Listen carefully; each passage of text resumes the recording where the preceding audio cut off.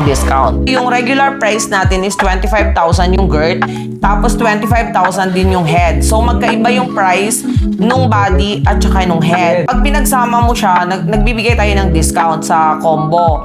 Ang original price na talaga is 50,000. So both head and body na siya, binibigay namin ng 35,000. Free na yung mga follow-up check-ups and the pre-consultation, free na yon. Once na nagbago or once na nag-healed na yung Junjun nila, paano daw ba yung magiging performance nila pagdating sa intercourse with their partner? May pagbabago daw po ba? Medyo ilang daw po ba?